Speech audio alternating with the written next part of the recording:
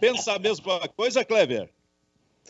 Aí quando o Fabiano abriu a frase, eu ia dizer, imagina com fome, barriga vazia. Olha só, então, tentando falar um pouquinho sério, realmente a partir desta segunda, o Bairrista FC, Bairrista Futebol Clube, vem para esse horário às 11 da manhã, em todos os canais aí do Grupo Bairrista. Ô Maiká, diz pra gente, quais são os canais do Grupo Bairrista que começam a transmitir a partir de agora? Nós estamos no YouTube, Silvio, no YouTube e na Twitch.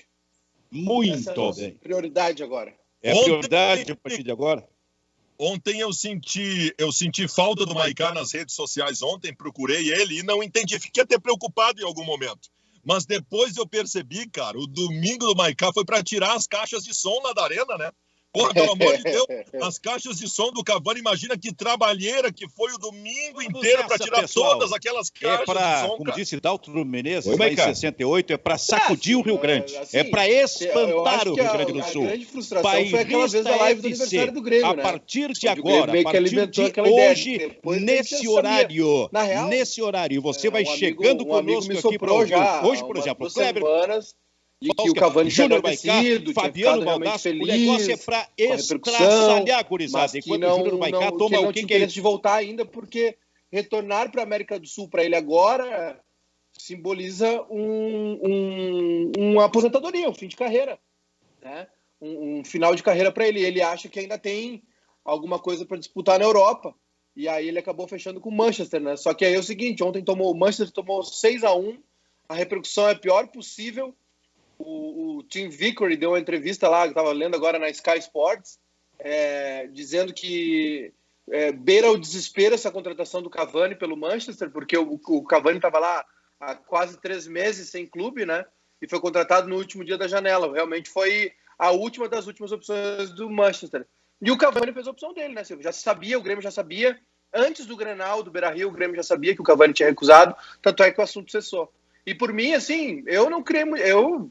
Claro, se viesse seria muito legal, acho que poderia ser uma jogada sensacional, mas também o Cavani ia vir para cá para ser reserva do Diego Souza, do Thiago Neves, e ainda iam vender peruca do Cavani, aí não precisa vir mesmo. Tá, então tu não queria o Cavani? Eu queria. Tá bom. Essa do Manchester United, do desespero do Manchester em relação ao Cavani, isso é interessante. O que acontece com o Manchester dentro de campo, rapaz? É um time estraçalhado dentro de campo. Aliás, deve estar anunciando também no dia de hoje, que é o último dia da janela europeia, o Alex Telles, né? Foi lateral esquerdo do Grêmio. Isso, seria Alex Telles e Cavani. Aliás, tem muito negócio acontecendo lá, né? O Paris Saint-Germain hoje anunciou a contratação do português Danilo Pereira, ex-Porto, né, para o meio-campo. O Douglas Costa está voltando para o Bayern de Munique por empréstimo, né? E o Barcelona está fazendo uma força para contratar o Memphis Depay, né, do Lyon, o destaque do Lyon. Só que para contratar esse jogador, ele tem que mandar embora o Dembélé, né? E essa é a dificuldade do Barcelona no momento. O Dembélé não quer sair de jeito nenhum, Silvio. Já teve milhares de propostas, inclusive o Manchester United tentou ele até há pouco tempo. Ele não aceita sair do Barcelona. Não, e só tem hoje. É o último dia, né, Kleber? Só o dia de hoje. Na Inglaterra, com certeza. Acho que tem alguns outros países que tem, acho que mais uma semana ainda. Os clubes brasileiros, qual é a situação? Mercado fechado nesse momento, reabre em outubro? Reabre dia 13 de outubro. 3? Isso. 13. E por falar em negociação, o Inter está acertando os últimos detalhes da venda do Edenilson. Tem uma questão da forma de pagamento, porque o time que está comprando o Edenilson é caloteiro. É o time que comprou o Marcelo Groy do Grêmio e não pagou. É o Al Ittihad. Então o Inter está o valor da proposta já está aceito. É 25 milhões de reais, 4 milhões e meio de dólares. Mas o Inter quer ganhar uma boa parte disso antecipado para não correr risco. Bom, na semana passada, eu falei aqui lá pelo meio da semana, lembrando que tinha o Grenal no sábado, e eu disse, o que vai restar do Grenal, afinal de contas? Então eu quero começar com o Baldasso. Para ti, o que restou do Grenal, hein, Baldasso? A mim, assim, ó, me resta preocupação com a produção do Inter.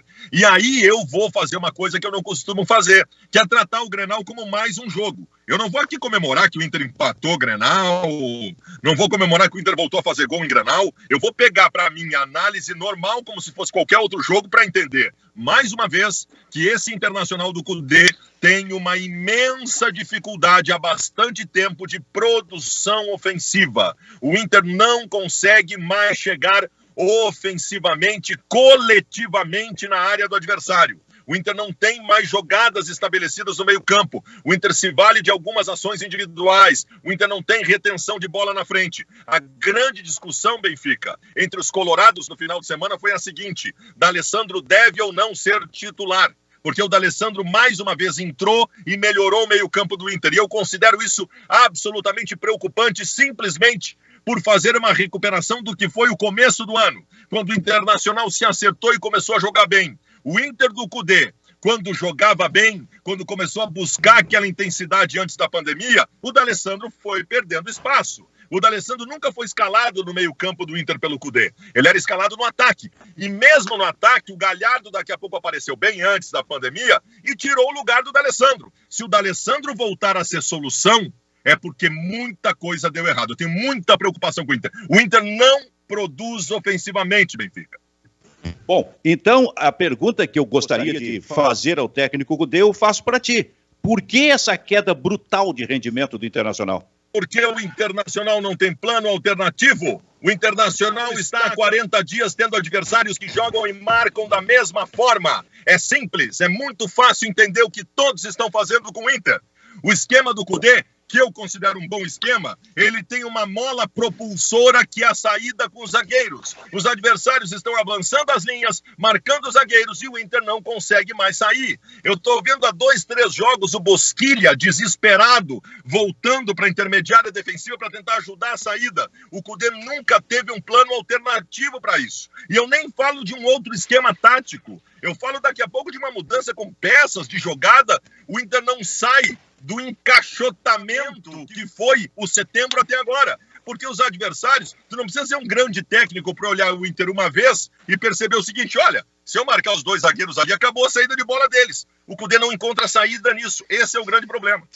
E para ti, Kleber, o que explica, afinal, essa queda de produção do Inter? Eu acho que faltou de alternativa, eu acho que falta o Cudê sair um pouco de uma ideia que funcionou e que há muito tempo não dá certo. Acho que isso que o Fabiano falou, acho que é o mesmo pensamento que eu tenho, né, de testar nova alternativa. Não precisa nem fazer uma mudança radical no time, mas encontrar algumas outras providências, né.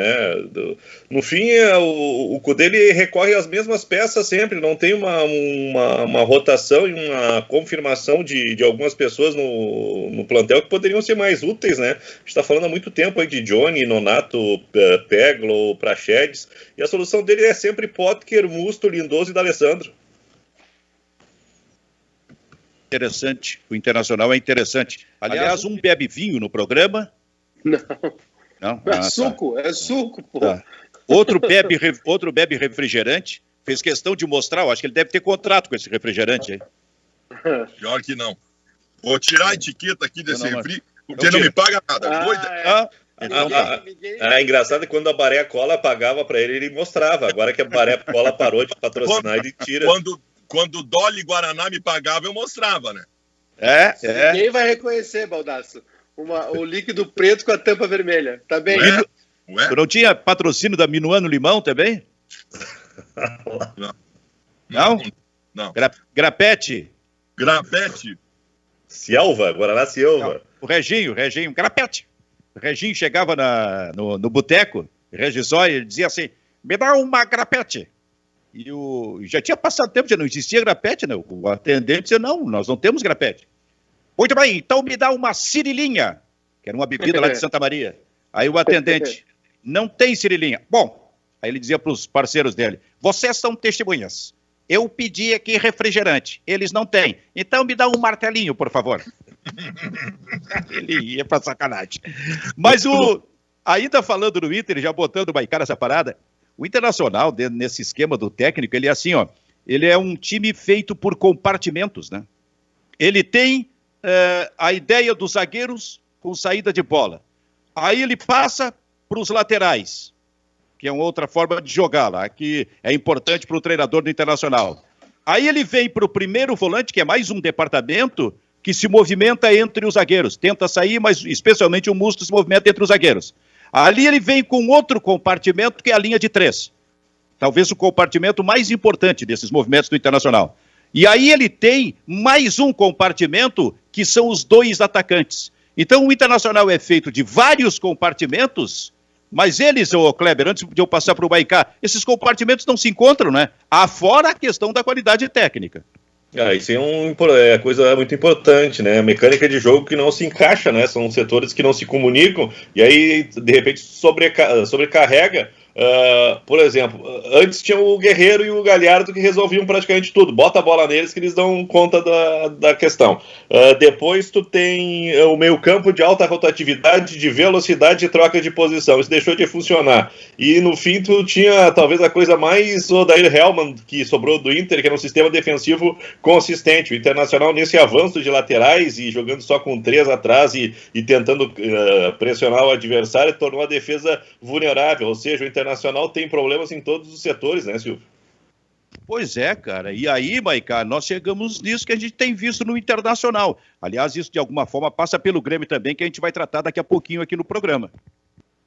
Silvio, assim, dando meu pitaquinho sobre o Inter, eu acho que essa corrida que Grêmio e Inter fazem, né, para chegar num clássico desmobilizado, o Inter consegue vencer, né? Porque o jogo contra o América de Cali, por exemplo, foi extremamente decepcionante.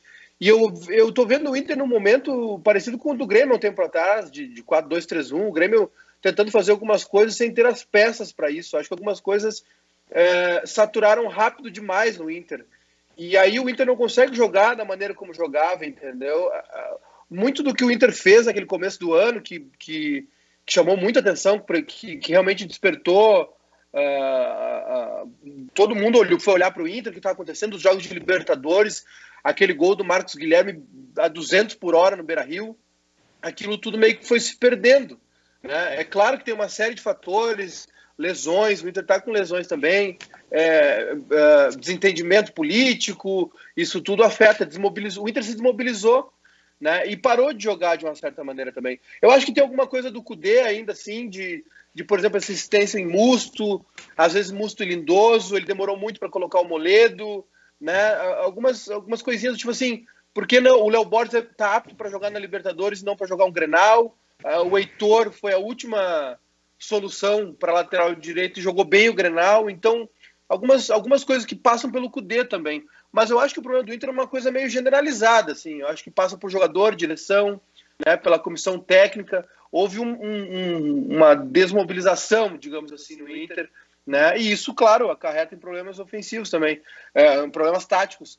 E, assim, essa situação de tabela do brasileiro que o Inter está vivendo, o Atlético, né, ultrapassando e abrindo a distância que o Inter tinha, também mostra que o trabalho do Kudê estava melhor do que o time que ele tinha, né? Eu sei que o torcedor colorado está traumatizado com o início de campeonato sendo líder e depois perdendo o gás, mas nesse caso foi uma coisa diferente, na minha opinião, passou muito pelo trabalho do Kudê, essa arrancada boa do Inter. Só que algumas coisas foram se perdendo, e o próprio Kudê também está falhando. Eu acho que o Kudê tem algumas coisas que ele precisa dar mais respostas, né? Dentro de campo, mudar esquema, mudar jogador, enfim, apostar um pouco mais na gurizada. Então, para mim, Silvio, é um problema generalizado. Ficar só nessa de, tem que contratar, eu acho muito pouco. Eu acho que o Inter tem um plantel melhor do que nos últimos, 5 anos. Pois é, e por isso mesmo eu dou a maior responsabilidade, Maicá, para o treinador, cara. É assim, ó, nós fizemos aqui ininterruptamente programas diários durante 4 meses do isolamento social. Em nenhum momento aqui, o desafio para todos vocês, em nenhum momento aqui foi pauta a falta de qualidade do grupo do Internacional. Nos 4 meses da pandemia. Nunca foi pauta neste programa. A pauta neste programa do Inter era: será que o Inter consegue voltar em alto nível como estava antes? Por que agora a falta de qualidade do grupo virou pauta? Virou pauta porque o treinador perdeu a mão. E olha, tá falando aqui quem não quer a saída do Cudê. Eu não quero, eu tenho medo da saída do Cudê. Eu prefiro continuar cobrando o Cudê, ele é bom treinador, embora tenha perdido a mão. Tá? E tem todo um processo, é a Rádio Grenal fazendo campanha pro Abel, é a Rádio Gaúcha fazendo campanha pro Dunga. Eu tô fora disso, eu quero a permanência do Cudê. Eu quero o Cudê como técnico do Inter e quero cobrá-lo a cada jogo. Agora, para mim, a responsabilidade maior de ter perdido a mão, de não ter encontrado alternativas, como o Kleber disse, é do treinador. É do treinador. O grupo, ele tem deficiências, mas ele é qualificado o suficiente para ficar brigando na ponta de cima em todas as competições. E, no entanto, o Inter de setembro para cá é um time com campanha de rebaixamento, cara. Isso tá errado, tá errado. Silvio, engraçado, ontem eu tava vendo Atlético Mineiro 4, Vasco 1, mas assim, ó, se aquele primeiro tempo tivesse 70 minutos, ia ser 12-1, né? Tamanha intensidade, a força. E a gente, quando o Inter ganhou do Atlético Mineiro por 1-0, né, a gente deu um pau no Cudê. Como é que o Inter faz isso? Por que fez isso? Cadê aquele jogo de intensidade, de força? Não sei o quê. E no fim foi um jogo de xadrez, né? Foi para cada mexida do Sampaoli, o Cudê fazia uma alteração no sistema defensivo, só que o Internacional ele priorizou o sistema defensivo e não tentou trocar golpe com o Atlético. Mas isso mostra uma inteligência do Cudê, né? Para esse jogo ele foi muito inteligente. Como é que ele consegue fazer isso com o Sampaoli e não consegue ter uma ideia diferente de enfrentamento com o Grêmio? Se ele é um cara que conseguiu fazer o Internacional decolar em março, tá certo que os outros times talvez não tivessem atingido o nível de maturidade que o Internacional teve lá no começo de temporada, porque o Internacional teve uma exigência muito forte, que era passar pela Universidade do Chile e pelo Tolima, assim, sem margem para erro, né? E o Internacional talvez naquela exigência inicial amadureceu, passou etapa, queimou etapa, né? Como é que esse treinador hoje ele transforma o Inter num time tão comum assim, né? Talvez essa seja a grande cobrança. Ele entusiasmou tanto o torcedor do Inter, só que agora ele não consegue dar o alento, dar o sinal de que daqui a pouquinho essa coisa vai voltar. Tu sabe, Kleber, tu tá colocando um detalhe aqui. Primeiro que isso, tu tens razão, porque o Cudê, ele encantou o torcedor lá atrás, com uma ideia nova e com rendimento. Tinha um amigo meu que disse que era um dos 5 maiores treinadores da América do Sul. Claro. Tá. O tempo passou e o desencanto é geral. Mas tu busca um jogo que eu acho que serve muito bom como base para debate, que é o jogo contra o Atlético Mineiro, e que talvez tenha sido uma espécie de divisor de águas no Internacional. E vai falar aqui um cara que entende e disse na época que errou o técnico do Internacional ao esquecer do ataque e passar apenas a se defender. E o jogo de ontem, por exemplo, do Atlético Mineiro contra o Vasco, me deu ainda mais certeza disso.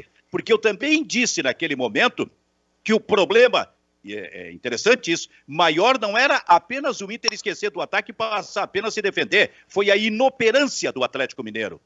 Eu falei assim, o Atlético Mineiro nos seus movimentos, lembro muito bem, nos seus movimentos ofensivos foi absolutamente ineficiente. E por isso o Internacional teve sorte e não tomou gol. Bom, fosse um jogo contra o mesmo Atlético Mineiro do Sampaoli, como o de ontem, por exemplo, do Atlético contra o Vasco, o Inter teria tomado vários gols naquele jogo.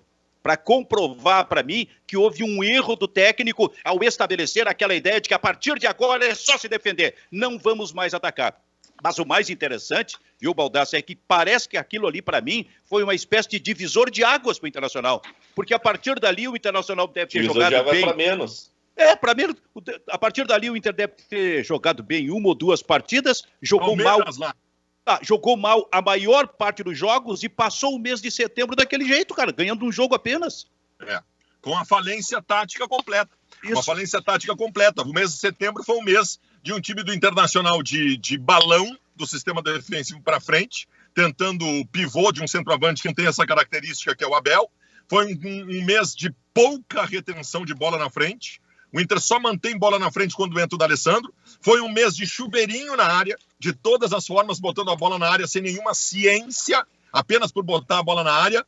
Foi um mês de um time taticamente amorfo, um time taticamente inoperante, incompetente, que não vai a lugar algum. E o treinador, cara, acontece de o teu esquema ficar manjado. Acontece. E aí entra a qualidade do treinador para encontrar alternativas. E o Kudê não encontrou. Nós tivemos um Grenal desse final de semana que foi a mesma coisa. O Inter melhorou bastante defensivamente. A entrada do Moledo melhorou o time. O Heitor foi o melhor em campo. Beleza, legal. Só que o Internacional não consegue sair com qualidade e não consegue a manutenção de bola na frente. Quando sai o Musto, expulso, e entra o D'Alessandro, o Inter tem de novo o brilho de alguém com qualidade para fazer algum movimento. E eu vou repetir, se o D'Alessandro com 40 anos virar solução, é porque tem muita coisa errada. Vai cá, tem outro detalhe que tu referisse aí sobre o Moledo que deveria ter entrado. Esse Moledo de sábado, que jogou muito no Clássico Grenal, né? A despeito do Grêmio no gol do PP, ter entrado pelo meio ali, né? Entrou mais ou menos como quis. Mas, bom, é um detalhe só. O que eu quero dizer é o seguinte, assim, ó, me parece que é uma questão simplista. Coloca o Moledo, é hora de colocar o Moledo que vai resolver. Esse Internacional que está jogando desta forma aqui, daqui a pouco vai fazer aparecer críticas também para o Moledo.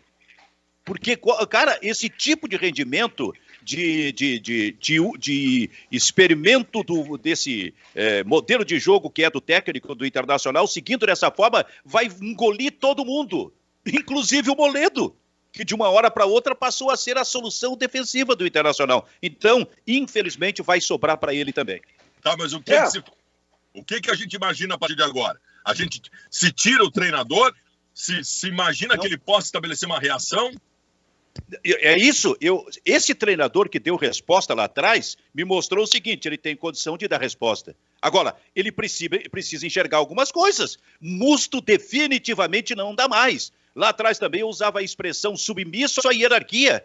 E né, cara? Por que colocar o Musto se sabe o que vai acontecer com o Musto como de novo aconteceu? Então, a submissão pela hierarquia passa por algumas coisas estilo Musto, estilo Potker. Eu pergunto, para que Potker? A propósito, o garoto Peglo estava no banco, Baldasso? Estava em totais condições de entrar. Mas então, por que submissão à hierarquia? Por que tem que ser o Potker? O que é, o Maiká? Não, essas são as coisas que eu não entendo no Kudê. Por que o Léo Borges joga no jogo de Libertadores e o Wendel volta titular, entendeu? O que o Wendel já mostrou pro Inter? Não, o Potker com o pé fora do clube, aí volta. O Sarrafiori foi titular num jogo onde ele estava praticamente contratado pelo Curitiba, sabe? Silvio, ô Fabiano, deixa eu perguntar pro Silvio se ele lembra de um jogador chamado Pedro Verdun. Sim, claro que lembro. O Pedro Verdun, ele era frequente em todas as seleções de base da seleção brasileira, não do sub-18, sub-17, 18, 19, 20. E o Internacional tratava o Verdun assim como um novo Claudio Miro, o maior centroavante já produzido na base do Inter até os anos 80. E o Inter cuidou do Pedro Verdun, né? Não vamos botar o Verdun porque tem convocação da seleção semana que vem. Não vamos botar o Verdun porque ele tá voltando de convocação. Não, sempre tinha um motivo e o tal do Pedro Verdun não jogava nunca. O que aconteceu? O Verdun nunca jogou no Inter, né? Ele jogou duas ou três partidas. O Inter vai fazer isso com o Yuri Alberto daqui a pouquinho, vai fazer com o Praxedes, né? Por que não bota os guri para jogar? Não, eu vou mais. Eu vou fazer uma pergunta para vocês. Esta política de preservação, maturação do jovem que o Internacional tem há bastante tempo, ela resultou exatamente no que até agora? Quais são os resultados? Quais são os frutos disso? Nós vendemos algum guri por 30 milhões de euros nos últimos anos? Nós ganhamos algum título com um guri maturado dessa forma? Não, cara. E outra, tu pega os indícios recentes, vamos pegar não pode botar o guri na fogueira para não queimar. Vamos lá. O Johnny foi colocado num time reserva do Inter contra o Palmeiras, lá em São Paulo, fogueira. O Johnny foi o melhor em campo. O Léo Borges foi colocado na lateral esquerda no jogo em Cali, foi bem. O Heitor foi colocado na lateral direita no Grenal, foi o melhor em campo, né? E são tantos exemplos. O Zé Gabriel foi vendido o Fux O homem botou o Zé Gabriel na zaga. O Zé Gabriel teve uma sequência de 4, 5 jogos que ele foi muito bem. Depois afundou junto com o time também. Os meninos provaram que não importa, cara. Vem cá o Peglow. O Peglow é um jogador valorizadíssimo nas categorias de base da seleção brasileira, experimentado, campeão do mundo. Já teve interesse do Arsenal, do Liverpool. Tu acha que o Peglow não tá pronto para fazer algo melhor que o Potker? Eu vou dizer uma coisa para vocês. No Grenal, foi o que se viu com o Musto. E já se sabia que era assim, porque vem sendo sempre assim. Mas é o jogador que o técnico vai sempre colocar. Isso a gente viu no Musto. Mas teve uma coisa pior do que o Musto, que foi ter colocado o Potker.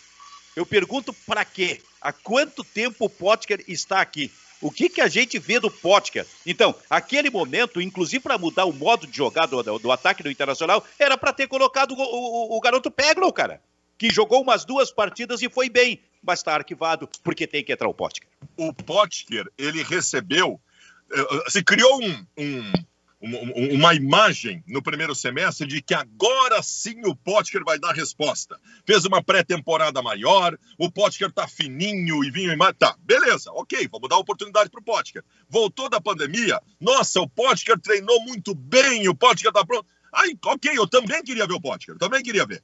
E aí o homem colocou na primeira, no segundo jogo, no terceiro, no quarto, no quinto ele virou titular, no sexto ele entrou e foi mal em todas. O Potker recebeu umas 15 oportunidades. Cara, antes do Grenal, ele estava lesionado e ele tinha sido expulso em sua última partida de forma infantil e irresponsável num jogo.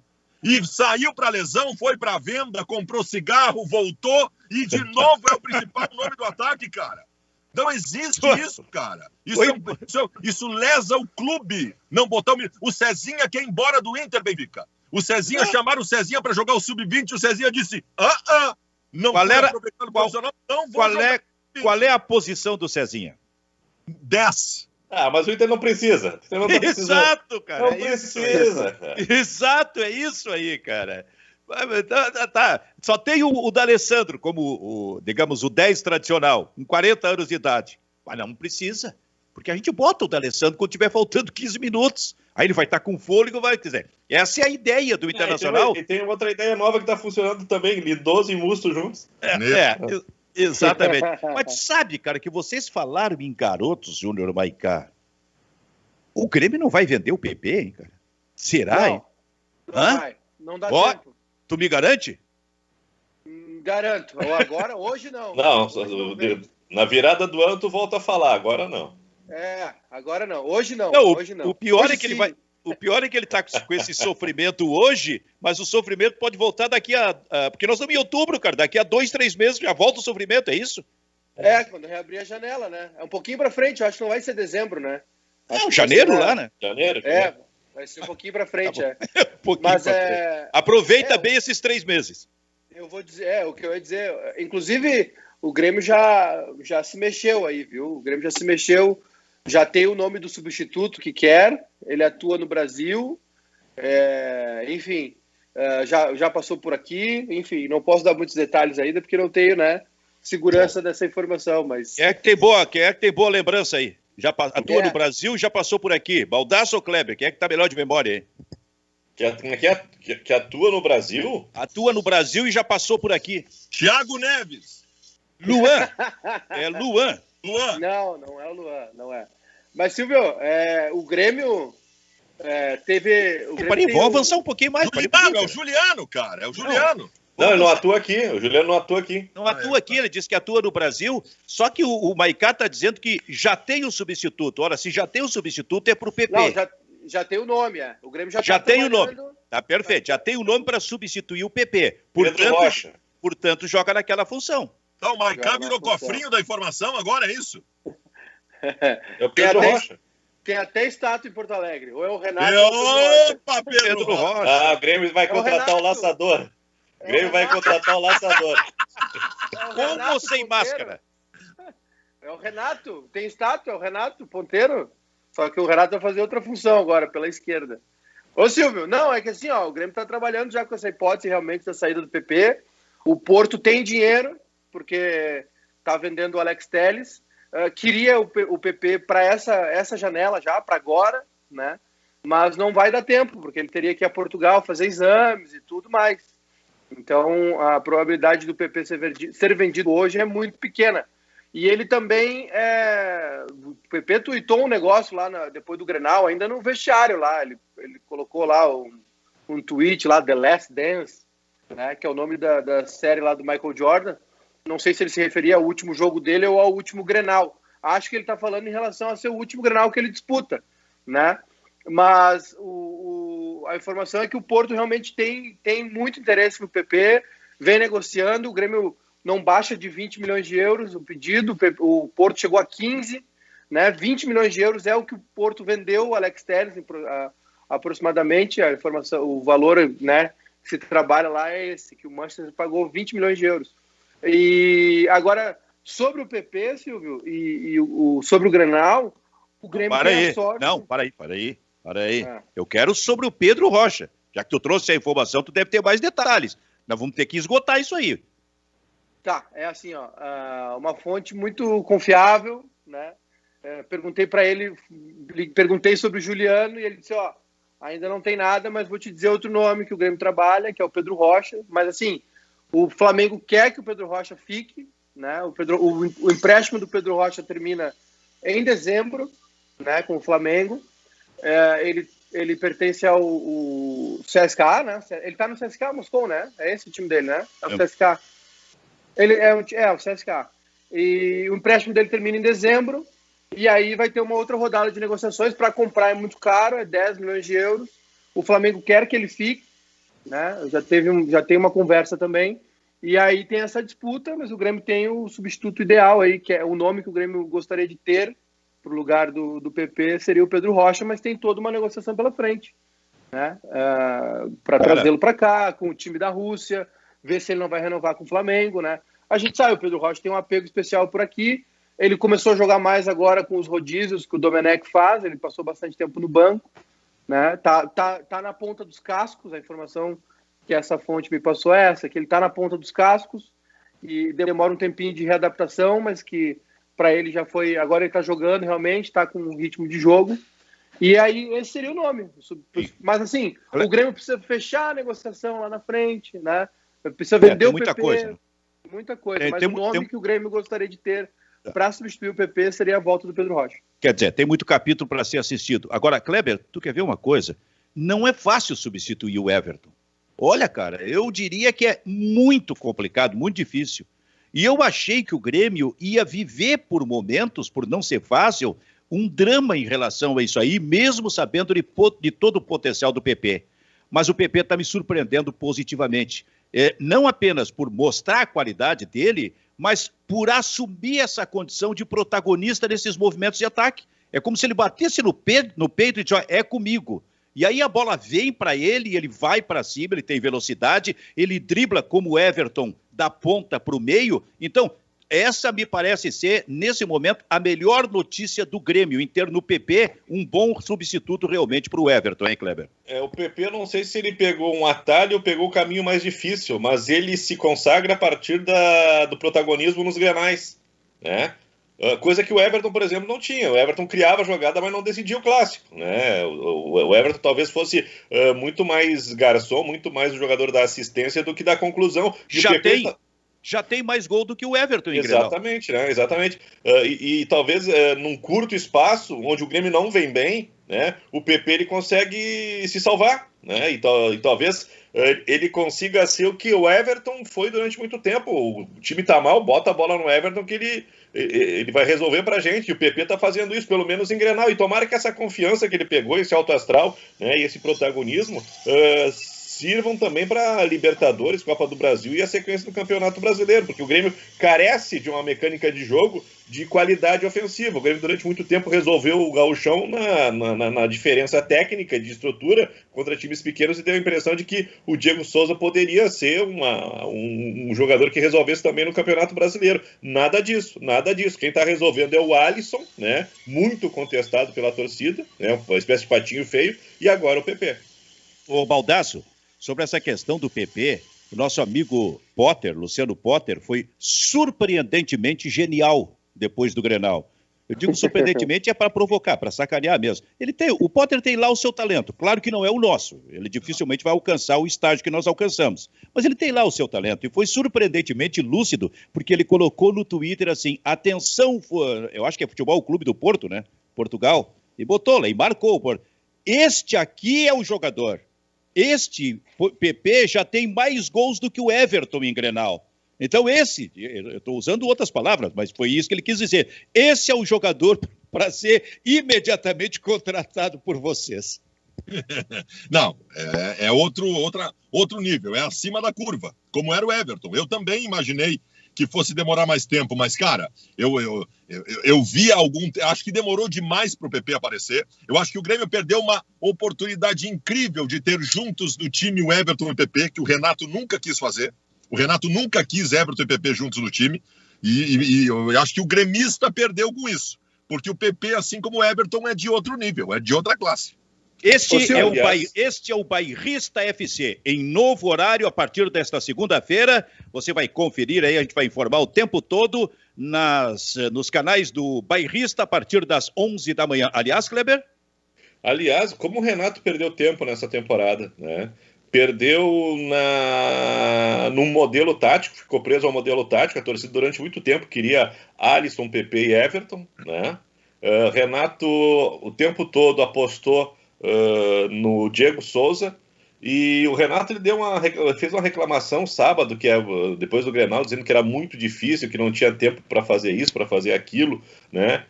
Mas ele perdeu muito tempo também de birra, brigando com o Jean-Pierre e apostando no Thiago Neves. Então tem muita coisa que não funciona no Grêmio por culpa do Renato. Júnior...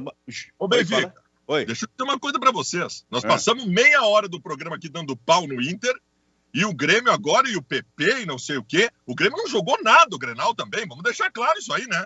Júnior Maicá, o Grenal... O Grêmio foi terrível na tabela de classificação. Júnior Maicá, em primeiro lugar, a gente não precisa estar equilibrando. Se dá pau num, tem que dar pau no outro. É um negócio interessante isso no aspecto jornalístico. Dá um pau se acha que tem que dar pau, e eu estou dando pau já há algum tempo e acho que realmente jogou mal o Grenal e precisa se reinventar. E um exemplo eu vou usar agora para o Júnior Maicá. O Grenal mostrou que o Grêmio precisa imediatamente de um novo centroavante.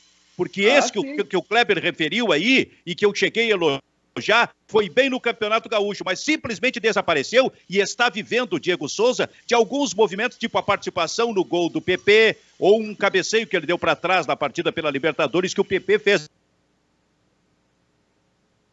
gols, e os gols desapareceram desse teu centroavante. Diego Souza aí, Júnior Maicá. Quando a gente estava falando do PP ali, né, Silvio? Eu ia dizer, o Grêmio teve sorte e mérito, na verdade, né? De produzir um jogador com a mesma capacidade ou parecida que a do Everton, porque é um cara que resolve os problemas do Grêmio. O Grêmio tinha um jogador diferenciado, que era o Everton, né? Que quando saiu deixou muitos problemas para o Grêmio, porque ele era realmente virador, um cara que levava o time à frente. E aí agora o PP se destaca dessa maneira. É mérito o trabalho do Grêmio de formação de jogador, mas assim, isso acaba maquiando muita coisa, escondendo muita coisa, né? O Grêmio precisa contratar urgente. É a opinião nossa aqui, vocês sabem.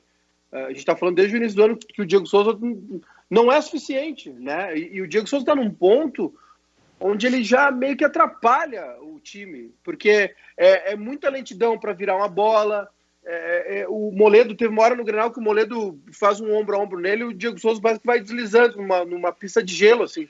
Ele não tem velocidade, ele é forte, mas ele não tem firmeza, né? Parece que ele está sempre um tempo atrás, assim. A bola aérea, sim, a bola aérea do Diego Souza é muito bom, realmente. No lance do gol, ele tenta dar um drible no meio dos dois zagueiros, né? E assim, o Inter não entendeu ainda que para ganhar do Grêmio, pelo menos não tomar gol do Grêmio, ele precisa marcar melhor as laterais, né? Porque o Grêmio ganhou todos os Grenais, ou empatou todos os Grenais do ano jogando pelos lados.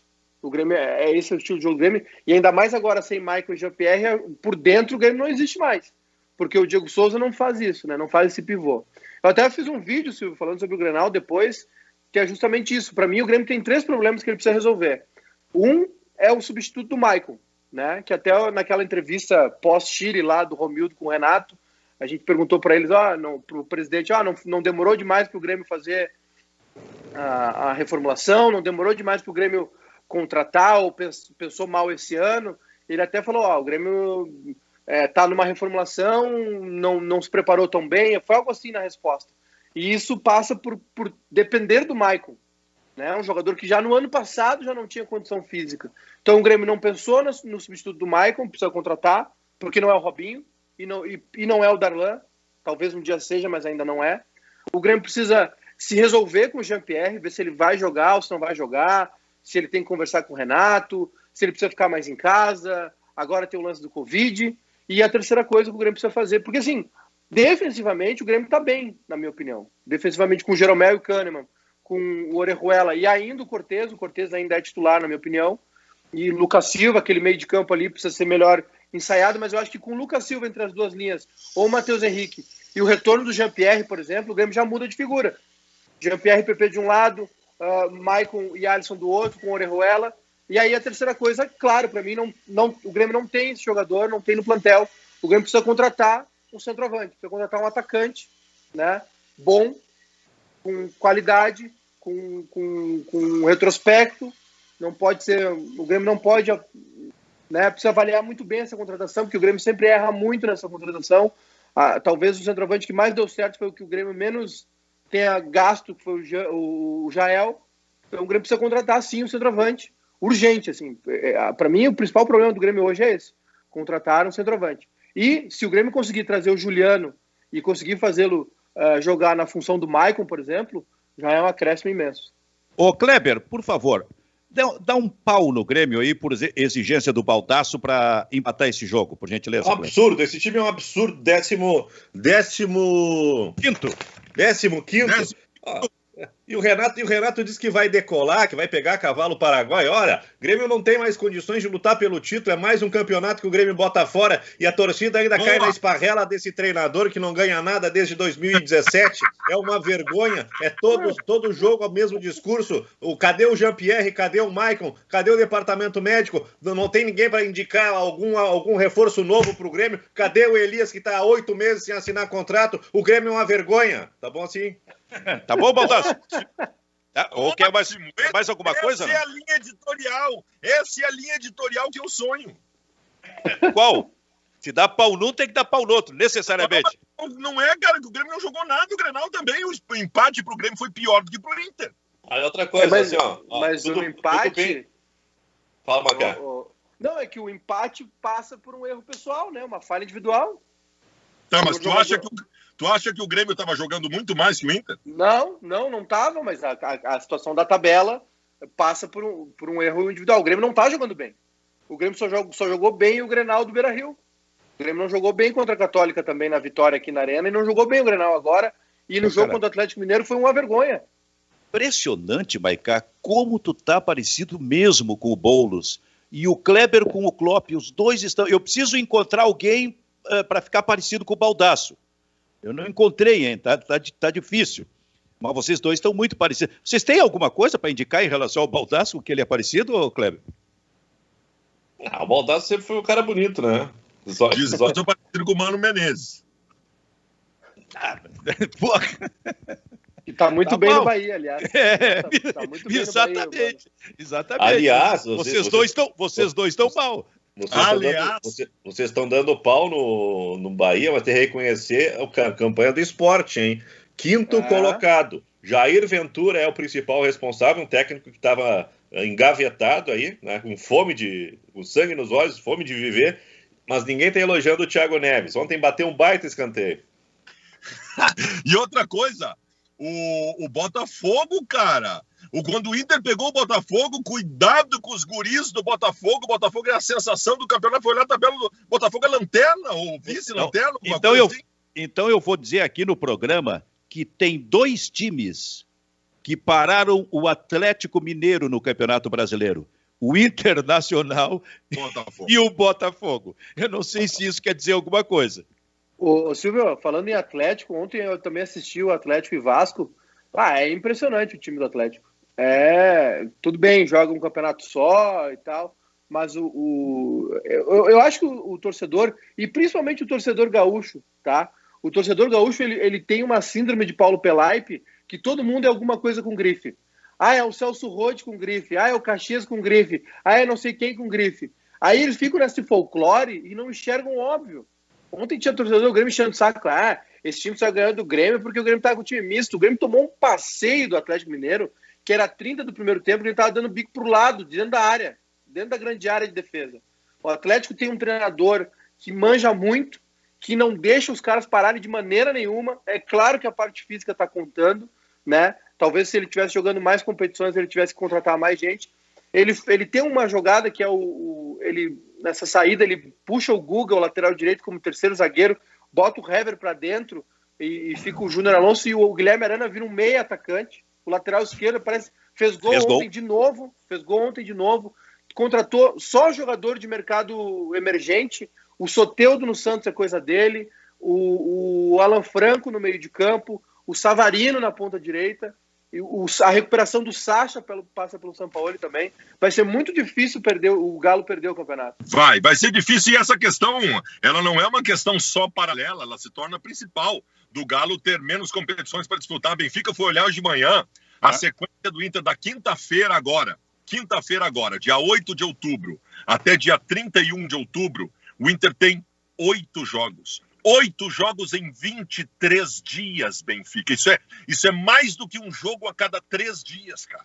Meu, é impossível tu imaginar uma recuperação física.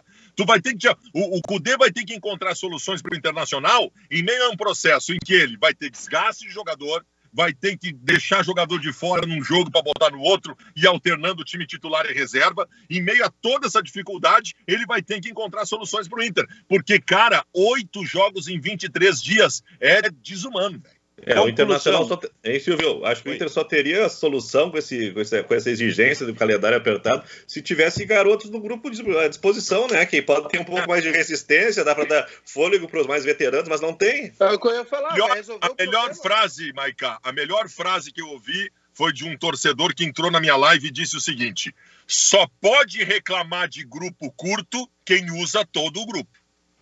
Se tu não usa o Cezinha, não usa o Matheus Monteiro, então tu não reclama. Tu não tá usando todo o grupo para reclamar de grupo curto. Não faz muito sentido usar o Potker e não usar o Matheus Monteiro, por exemplo. Né, que a gente viu Não, e outra, o Pegloff também, agora no Grenal, não ter jogado. Jogadores que ele colocou... eu acho que esse, para mim, é o principal problema do Eduardo Cudê. As opções dele não fazem muito sentido para alguns jogadores. Tipo, o Léo Borges é titular numa pedreira lá em Cali, uma chuvarada, um jogo importantíssimo. O Guri errou no primeiro lance, lá, uma tentativa de drible, depois não jogou mal, não jogou menos que o Wendel no Grenal, por exemplo, e aí já tem a sequência interrompida. O Pegloff se machucou, já foi arquivado, porque o Potker voltou e virou solução. Né? O Johnny, o Johnny sentiu, né, no Grenal, agora não pôde jogar. O Praxedes, a gente não consegue entender. Então, aí tem essa insistência com o Musto, que é um cara que... Não sei, sabe? Até o Kleber elogiou bastante ele